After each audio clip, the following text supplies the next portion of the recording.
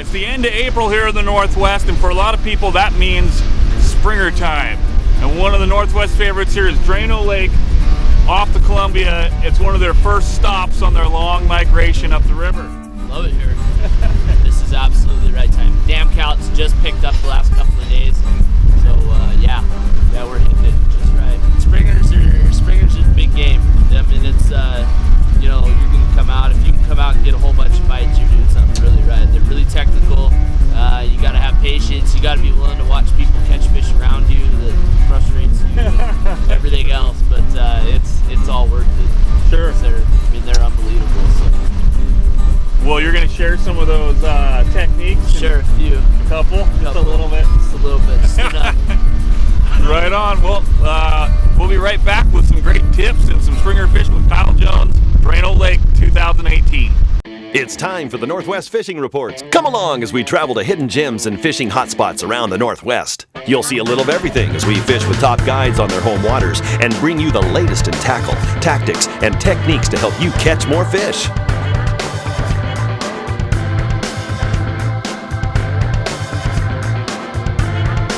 With Aaron Board, Mike Carey, and Rob Holman.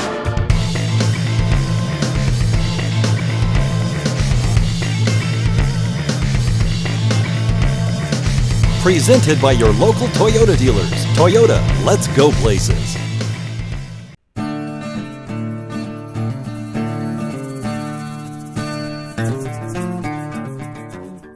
Hey everybody, it's Rob Holman with Northwest Fishing Reports. Today I'm out with Kyle Jones, Jones Sport Fishing. We're in Drano Lake. We're 20 miles or so above Bonneville Dam. Okay. So, if that. Might not even be that much. And this is a really popular spot, and why is that? Yeah, well, it's really popular because it's an off-channel area off the Columbia, and so we've got good upriver spring Chinook in here. But the thing is there's a hatchery right here around the corner on this lake. So these fish come in and they're not going anywhere. So they come in, they're here for us to basically catch them. It's consistent year in, year out. We almost always get the fish here. We're not worried about whether they're gonna close it on us or that kind of thing. 2 fish limit. We get to fish with barbed hooks, and on Monday we get to use 2 poles, or Tuesday, May 1st, we can all use 2 poles and party fish too. So. Oh wow. Yeah, so they really, I mean, it's a great place. They want us to actually catch fish here, harvest fish, and it's good. What's the technique? What are we doing? We're trolling. We're trolling both prawn spinners, and then we're trolling Brad's super baits. That's kind of been our winning combination.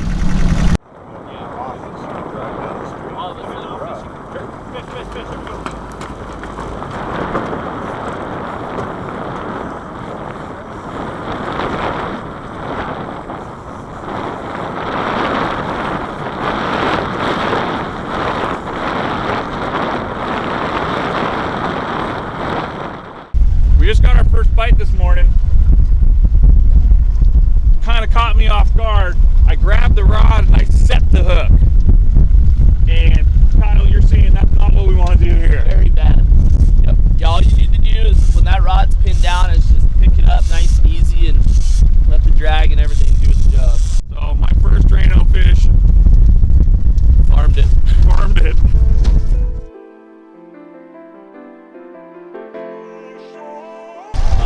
Jake?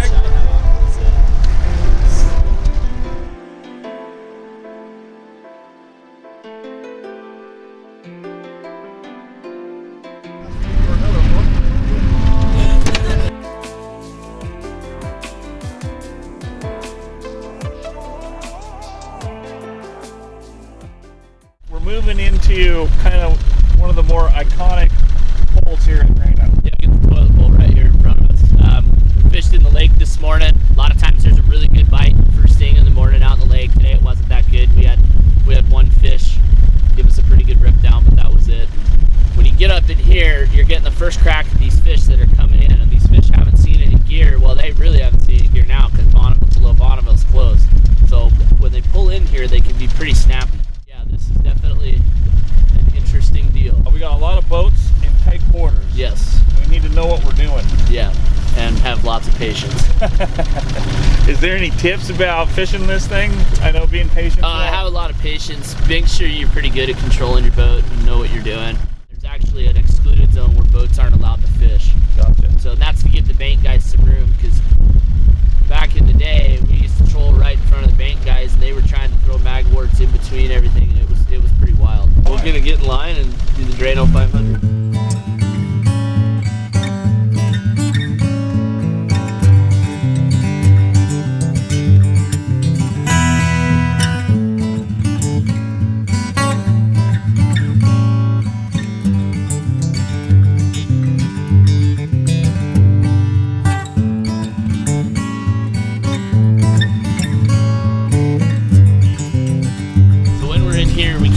Because it's so tight, there's so many boats.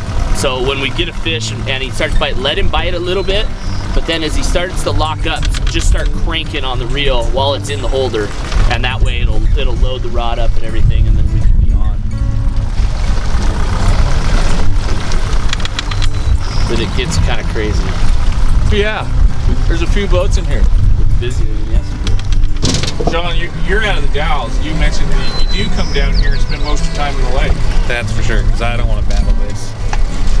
It is, you got to be real cautious and know what you're doing. And I really don't want to get anybody's way. And it's just as good fishing out there at times. Right. You're out here for fun anyway. Yeah. Feel like I'm on a merry-go-round. Ring around the rosy. Still gonna get done with this one. I'm gonna pull in.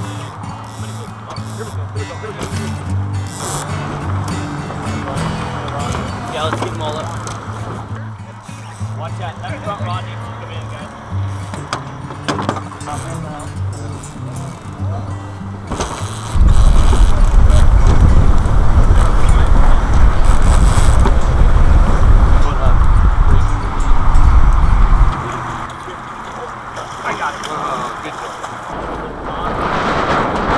Beautiful spring salmon. Yeah, it's a good one. Yeah, thought its way through a net somewhere. A little chunk out of it, chrome bright. Yeah, that's a beautiful fish. Heck of a fight out there. Get a couple more on. Yeah. We'll be back right after this message. Funny how it happens. You just keep going around the circle and going around, and sooner or later you start getting bit. Man, if we would have landed everything, we caught there for a bit. Yeah, I mean that's good. Actually, 2 over here, and 2 on that pass. How you doing, John? Awesome.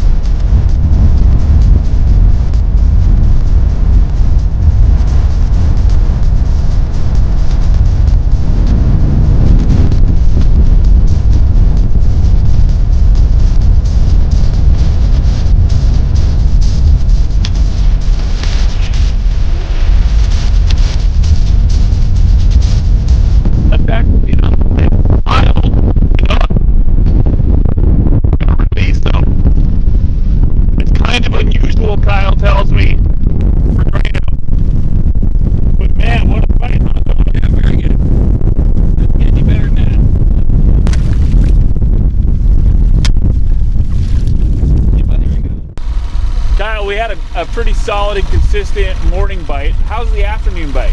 Well, the afternoon, like we just saw when we got hot there for a little bit, there were some fish being caught. So in the afternoon, sometimes we get a really good bite, but it's all kind of up in the air.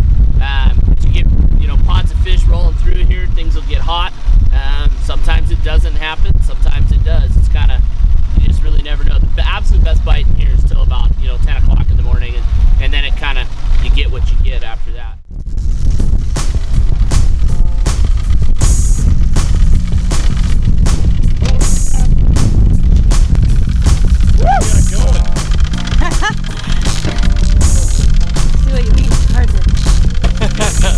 The spring salmon or hot fish, huh? Yeah. Greg?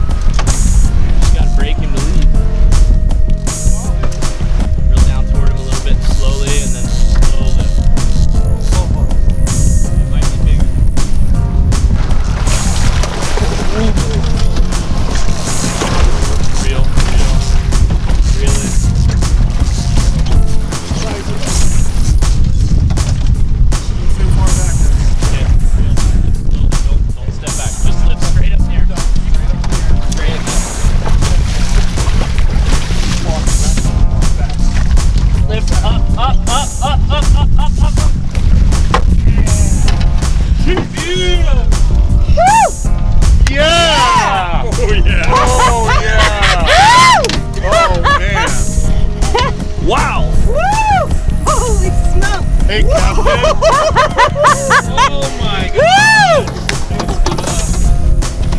Yeah! And that's how women catch fish. Look at this springer. Oh. Hang on. Look at that. So what did you do there, Kyle? What was the secret? We just went around the circle again. There, yeah, get your hand underneath it. There you go. Holy smokes. Alright. What do you think, Carey? How was that? That's a fight. That's That's a hog. You want me to take pictures of it? Awesome. Well, Kyle, it was a fun day out there. Yeah, it was good. That was fun. Springer fishing, man. Yeah. It's good stuff. We had a pretty productive day. I really want to thank you for bringing us out, Absolutely, man. I appreciate it. sharing all the information Yeah. with everybody at home. We should take a look at those fish. Yeah. We got my little baby here, and Hillary, come here. Yeah, here, you hold that, Hillary. All right, everybody. Hey, Kyle, what was that number again? It's 208-669-1569. I recommend getting a hold of Kyle for some springer fishing or any of the other fisheries Yeah, you we do. fish a lot.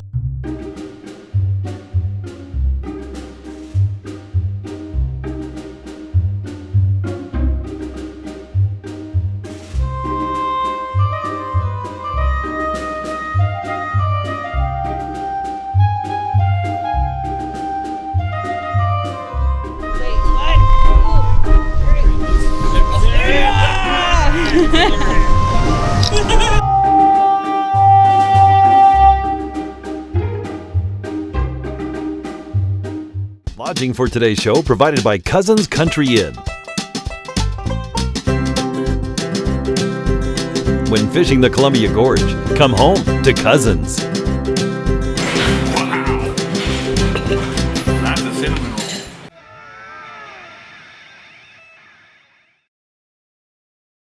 Hi everyone, Merry Christmas. Welcome to Lake Sammamish in King County, Washington. We are going after winter cutthroat trout today. We've got the Northwest Fishing Reports crew, and in addition we have a guest guide angler today. His name's Paul. He goes by WA Fisherman 20 on our website. He lives on the lake, he's fished the lake, so he knows some techniques and some locations which he'll be showing us today, and we're going to tell you a little bit about the cutthroat fishery here on Lake Sammamish. So let's get the boat wet, let's go fishing.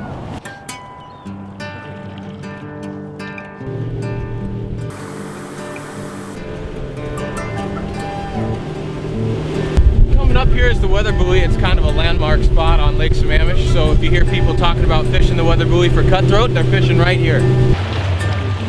All right. Yep.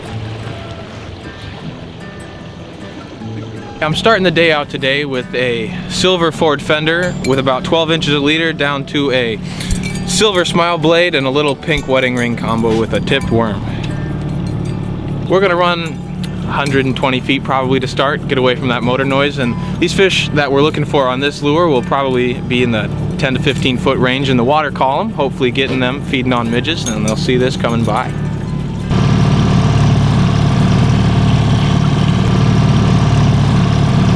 Salmonberry, what are you going to be using today? So I'm starting with one of Fish Lures, Tony's. I don't know the name of this one, but I've had quite a bit of success with it on Lake Washington, tipped with some live nightcrawler. And then this is a James Gull custom-made sling blade. So we'll see how this works today. These are pretty good. All right, you ready there, Randy? He is not looking too good. Bottom jaw there. All right, here we go. Wow, that's a nice fish. Oh! Did it come off? No. Thought he came off.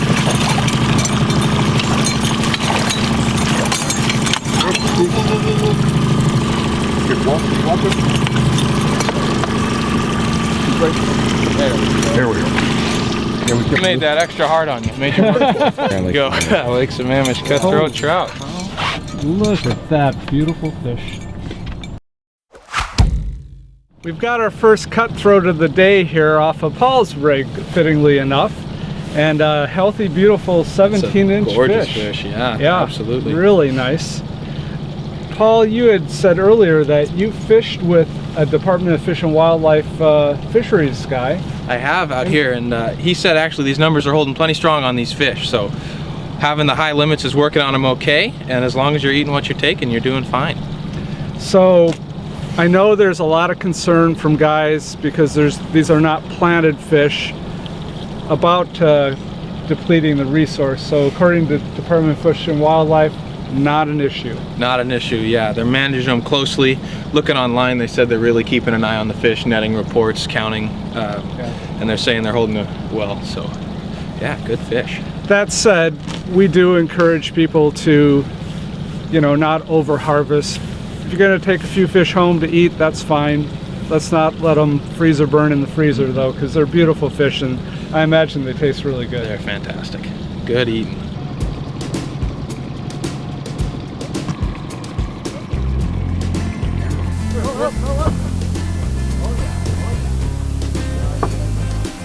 Oh man.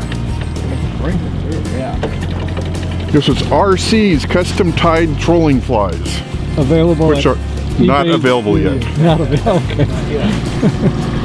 I think it is a cooking. Yeah, maybe.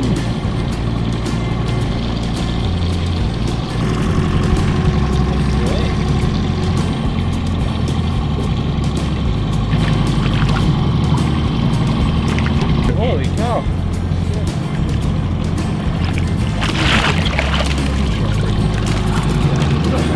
Nice.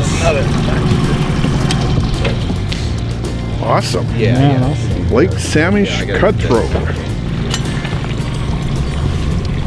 You switched up gear I did. and it didn't take very long to get the fish. That's awesome. What a beautiful fish. Basically, it's a little trolling fly. It is a weighted fly with a smiley blade on it. Smiley blade. Slaps the camera. Smack you with the camera. These midges hatch actually on the surface of the lake, and that's what these fish will be feeding on this time of year. So you'll get to see them jumping all over the place, and so top water fishing works really well this time of year, and the birds will tell you right where they are because they're eating the same thing.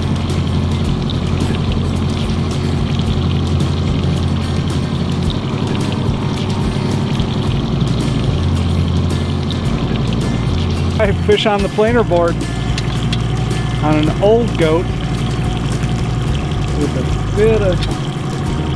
little bit of worm. Oh, nice fish. Yeah.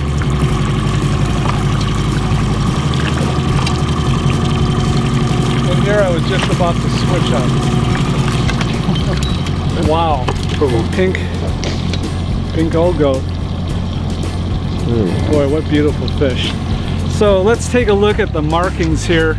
Classic cutthroat, red markings under the gill. No mistaking it. One thing to note, if you catch a rainbow on this lake and it's over 20 inches, it's got to go back. Most of these fish here in Lake Sammamish are resident cutthroat that swim up just like the Kokanee into Issaquah Creek or Laughing Jacobs Creek and a few others around the area. We do get a few sea run every year, but all these fish tend to stay in the lake as their main body of water until spawning time. We've got another fish on here. We'll see what he is. I'll get mine in. Back on the port fender with a pink wedding ring. These fish are just taking turns hitting each rod. Yeah. Very nice. Fair when you get the chance. Yep. Paul, this is an amazing fishery. Gotta do for double. Oh, we are. What did I just say? Double. He hit it. There he is. Take it. Go ahead, Barry. Yeah, let him come back and eat it. Yeah, that's cool. There it is. Fish on. We got a double, baby. All right. Oh my gosh. Yeah, there's one. Wow. Look at these. And they're all amazing. Oh, there we go. There's one here. Another nice cookie cutter, 16 and a half, 17-inch fish. So I had one on the planer board, came off. Then we got this guy, and we got salmon berries. On with Randy's. with Randy's rod. I was trying to keep it out of the way, and fish decided to pick it up. Oh yeah. Nice. I like getting close to the boat here.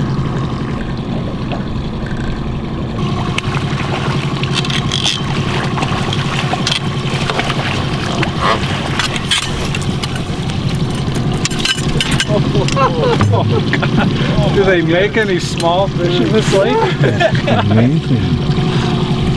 Thanks, Randy. Thanks for filming. I was able to catch your fish for you. No I problem. appreciate that. Randy, that is the biggest cut of the day by far. It's a beautiful fish. It's just incredible fishing out here today. It is. At the same time Randy caught that, I released the kokanee, and we should say, make note, these cuts are big predators on the kokanee here on Lake Sammamish. So Department of Fish and Wildlife says the cut population is fine. They've got a 5 fish limit. The kokanee, however, is still in rehab status. You can't catch and keep the kokanee. So taking some of these cuts out of the system helps the kokanee fishery. So something to keep in mind, if we catch and release all these cuts, it's not helping the kokanee fishery at all. Come on, baby. Come on. Great fishery, everyone. So big boats, little boats, come on out here and get some of these fish. We'll see you guys on the water and online.